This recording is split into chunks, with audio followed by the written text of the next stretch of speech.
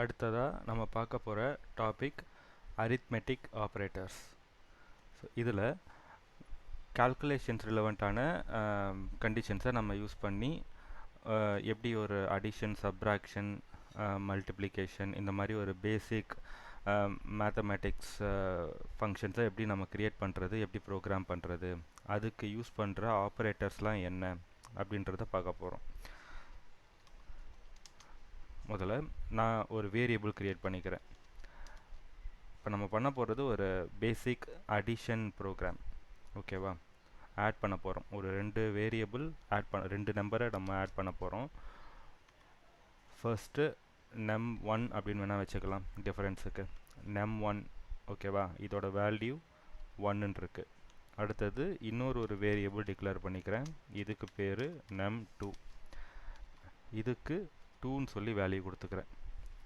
இப்போ இந்த ரெண்டுத்தையும் நம்ம ஆட் பண்ணணும். ஓகேவா?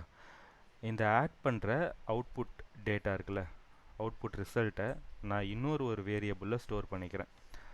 என்னென்னா let add அப்படின்னு சொல்லிட்டு ஒரு வேரியபிளில் ஸ்டோர் பண்ணிக்கிறேன்.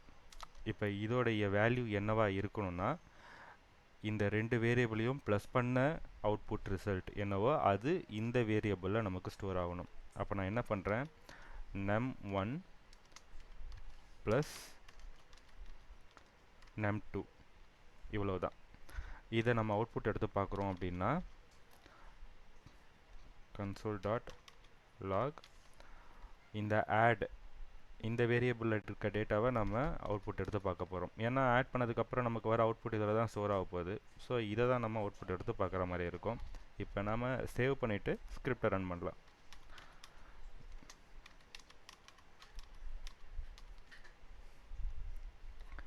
அவுட்புட் எனக்கு 3ன்னு சொல்லி வருது.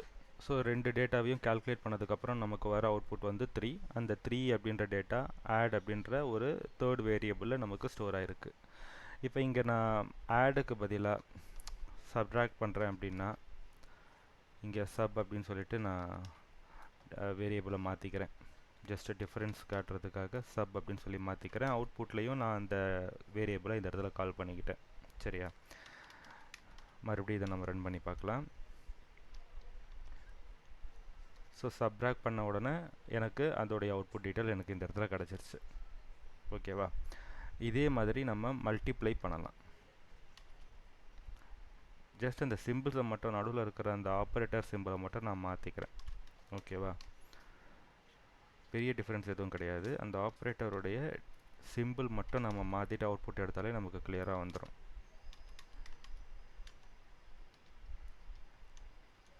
ஸோ மல்டிப்ளை பண்ண டேட்டாவோட அவுட்புட் என்னன்றது நமக்கு இங்கே ஸ்டோர் ஆகுது. அடுத்தது டிவைட் பண்ணலாம்.